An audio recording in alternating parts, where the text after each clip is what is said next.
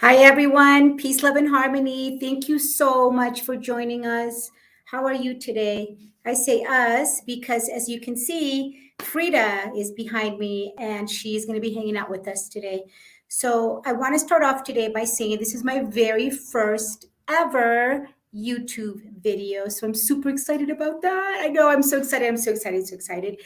I have been wanting to do this for a long time, and I always imagined what my first YouTube video would be about. And then sometimes I would change my mind, and then I'm like, no, you got to go with what you wanted originally. So today I'm going to talk about something that's very taboo, something that we don't talk about often, but I actually wish that we talked about it more often, right? And shed some light on it. So I'm going to talk about domestic violence and child sexual abuse and what that link is, okay? So I'm going to talk about that. I'm not going to share too much personal stuff because that's going to be for like other videos, but I do want to talk about like what are some of the tactics that abusers or batterers, the person who causes a harm in domestic violence, child molesters, and incest perpetrators, like what are some of the tactics that they use? Because guess what? Studies actually indicate that there is a link between somebody who batters their intimate partner and child sexual abuse. But before I get started with that, I want to just say, like, thank you. Thank you so much. If you are going to be watching this and you're going to sit through this, if there's some triggers and you need to connect, please feel free to connect with me. I'm a domestic violence advocate counselor. I've been doing this for 16 years. I'm also a sexual assault advocate counselor and a human trafficking advocate counselor. So reach out to me. Sometimes we just need somebody to listen to us. That's it. Like I will lend you my ears. Also a trained active listener. But I also want to just mention that I don't watch the news a lot. I really try to shield and protect myself from the news. But I do just want to say that my thoughts and my prayers are with all of the individuals in the Ukraine and all of the individuals in Russia, right? The innocent people that are caught in the crossfire. So I want to dedicate my very first YouTube video to all of those innocent people caught up in the crossfire of war. As you know, I'm an ambassador of peace, and I try really hard to be peaceful, although it's really difficult sometimes, right? Because sometimes I just want to, like, somebody cut me off and I want to be mean to them. So I have to just remind myself, you are an ambassador of peace. So with that said, let's get started. What are some of the tactics that batterers use? But I want to tell you like a story that is really popular right now in my home country of Mexico. It's been talked about in the news and in the media and in like all of those like chisme. How do you say chisme like in English? Gossip channels, right? They've been talking a lot about a very particular Mexican royalty family of rock and roll stars and movie stars. And the family's name is the Guzman and the Pinal family. So the Guzman family is Enrique Guzman, who is this rock star. He's an older man now. He's like, I don't know, in his 70s. But when he was just 14 years old in Mexico, he was the biggest rock and roll star. He was huge and he remained huge throughout. Like he was just very famous. He was talented. He is still alive, but I'm saying he was talented and handsome and good looking and all of that good stuff, right? And he married a movie star. He married one of the biggest movie stars in Mexico. Her name is Silvia Pinal. Well, guess what? Silvia Pinal and Enrique Guzman had a relationship of violence. There was so much domestic violence in this relationship. Everybody knew about it. Like everybody talked about it. It was no secret, right?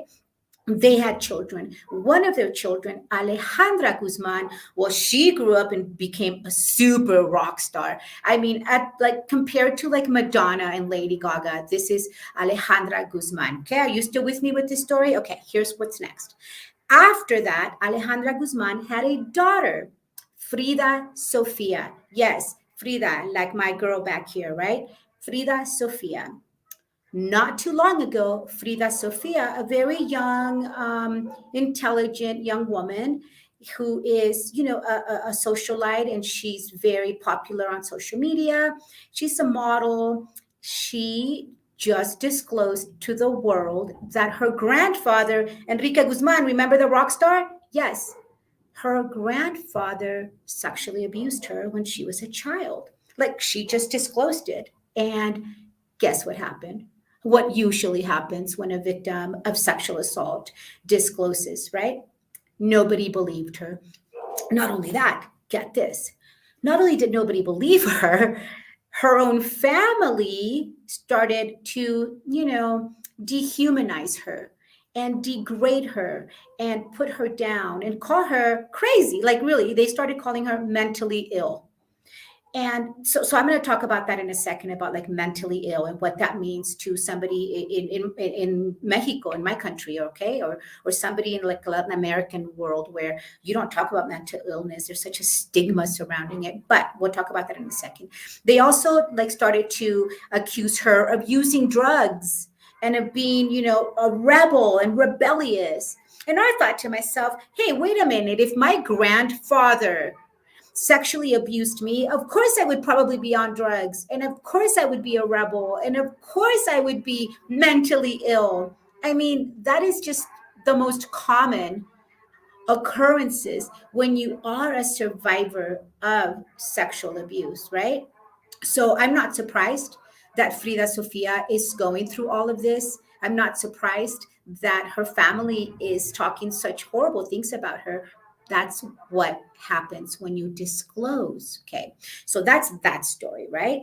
And I'll continue to talk a little bit about that in a second. But I just wanted to like put it in your head how Frida Sofia's story is not like a random, isolated incident. This is a story that happens repeatedly over and over. And in my career as a domestic violence, sexual assault, human trafficking presenter, well, can you imagine how many stories I've heard? So many stories from children, from adults, from the elderly. And sometimes they just want somebody to tell. Like that's it. Somebody heard them. And my role, like I said on Channel 7 News, not only as a humanitarian, right, but as an advocate, is to hook up those individuals with services in our community.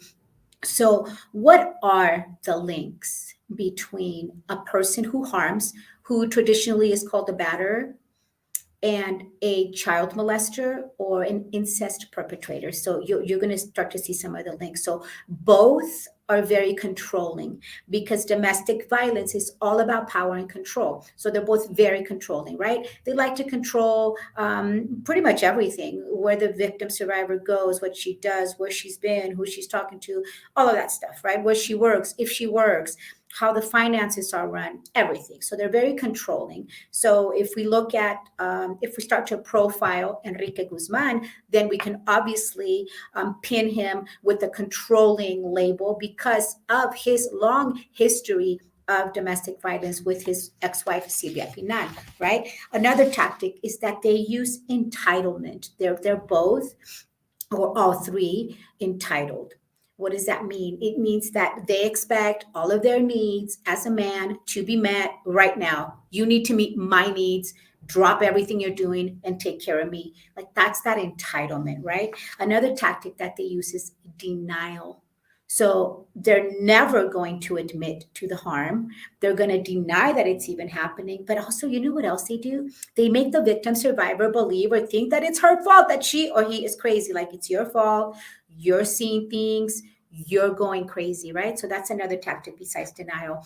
Another thing is that they claim a like a loss of control. They claim that they just lost control, and something about domestic violence that you can all be sure about is this: the person who's harming is not out of control. They are in control. And you know what their agenda is? Their agenda is to control the person that they are victimizing, usually their wife, their kids, or the elders in the family. So they use a lot of like, oh, I lost control, or I couldn't control my anger.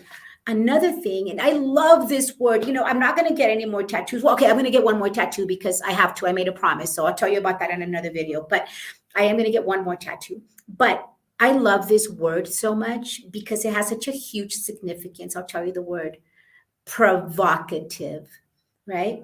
So a lot of people who harm, like domestic violence, child abusers, incest perpetrators, they blame the victim and they say, well, the victim provoked me. Wow, could you imagine? Like I love thinking about like the red carpet when Angelina Jolie or some famous movie star walks the red carpet. What is she trying to do when she walks the red carpet? She's trying to be provocative, right? So that all the paparazzi take tons of photos of them and they make it to the front cover of every magazine, right? That's being provocative. But could you imagine if after they walked the red carpet, the paparazzi raped them? Then we would say, wait, that's wrong. Like, why are you raping Angelina Jolie or any movie star? They were just being provocative. But I actually work with a lot of youth. You wouldn't even believe how many youth I work with who say to me, but Miss Marissa, that's my girlfriend. It can't really be rape, especially if she provoked me. If she got me excited, she can't change her mind. So then that's when I have to go do another education on consent, which we'll talk about later, right? Consent, so important. So, what are other tactics? Is this starting to sound like somebody that you know, like in your family? Is such a taboo topic, isn't it? Who do you know that actually talks about sexual child abuse? It's something that we should all be talking about. That way, we're preparing our children, right? Another thing that is common tactic for these individuals is the grooming process, right? They work to gain the trust of the victim survivor. In this case, the victim survivor was Frida Sofia, who, a lot of people don't believe. Another tactic or something similar between these aggressors, these violators, is that they have a positive public image, right? Like it's hard to believe that somebody like Enrique Guzman would harm his granddaughter. Like it's just so far out there because they have such a positive persona, right, in public. So that's another thing that we can talk about. Also, something is that they objectify the victim survivor, meaning what? They degrade the victim survivor, they dehumanize the victim survivor, or they plant rumors about the victim survivor, which clearly in this particular case, Enrique Guzman is doing to Frida Sofia because he's going to all the media outlets talking about how crazy his granddaughter is, right? And how mentally ill she is and how she's got this and that. And he, of course, will not admit that he is a perpetrator of this type of crime. Something else that is common is that these individuals, they like to sow division between the families. So they also like to like pit family members against each other, right? Because if the family is united, then most likely the family's gonna believe the victim survivor.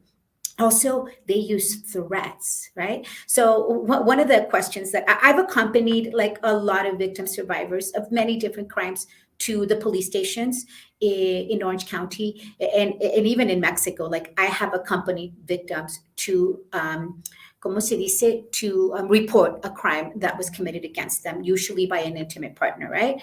And the first question that an officer will ask is, well, why didn't you report it sooner? And I'm going to tell you, one time I'm not going to mention the city, but it's a fabulous city. I love it so much. But I was in this beautiful city. It's a city that has actually the most domestic violence calls in Orange County. And you probably know that city. But I was here, reporting a crime with a victim survivor. And usually when I accompany somebody, I don't speak. I let them speak because I'm just there for moral support. And I want to help empower them so that they're able to report what they want to report, right? But this time I was inclined and I'm like, excuse me. And then I looked at his like little name tag and I said, excuse me, officer, blah, blah, blah. With all due respect to you, but why is it important to your investigation why she didn't report it sooner? because I could probably give you a million reasons why it took her so long to report it, but I want to know from you, why is it important? And you know what? This young, you could tell he was a rookie police. He's like, yeah, you're right. I don't know. Like, it's just a question that I ask. I'm like, okay, well, you should really consider asking it in the future, because that's victim blaming. And then a lot of victims might not want to report after a question like that. So that's just my little tidbit about that, right? But threats is a big one. If you tell someone, if you report it. So that's why a lot of us victim survivors of this type of crime, we don't report it, we don't tell. Another tactic is manipulation, right? They manipulate the victim. In Spanish we call it chantaje, right? So a lot of manipulation is happening. And also, when the victim does disclose, they discredit the victim survivor. And that's what's happening right now with the case of Frida Sofia.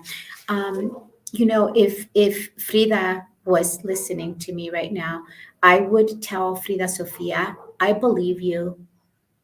I do believe you. And you are not alone. And I'm so glad that you were able to report it. And there's a lot of us in our community who believe you.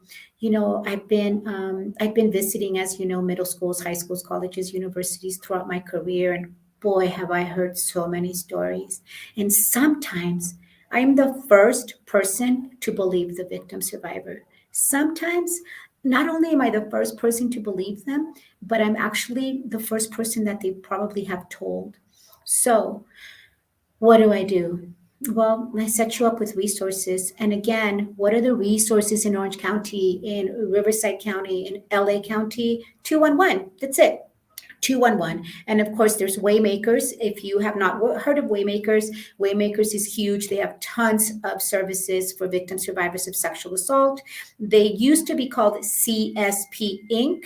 And actually, CSP Inc., when they used to be called that, they gave me this amazing award. It's called the Betty Delaney Victim Service Award. And I'm like, wow, like, it's so amazing that my own community sees me in that way. So you are not alone. I believe you, and I'm here for you. So reach out to me. If you're watching on Facebook or if you're watching on YouTube, you know how to get a hold of me, and I'm here to listen to your story. And I'm also here to give you that support that you might be lacking. So reach out to me. And I do want to say thank you so much to my beautiful friend, IVSF. Thanks for joining me.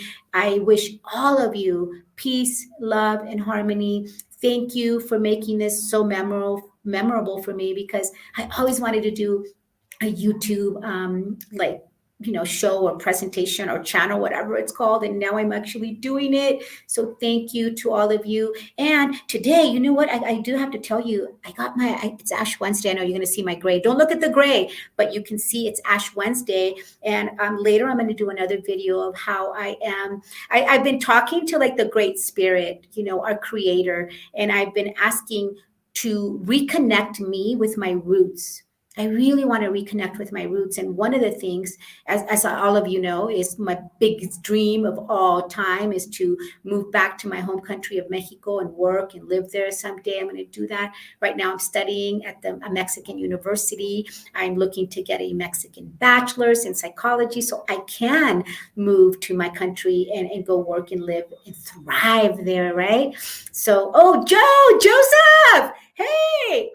God is so good to me. Wow.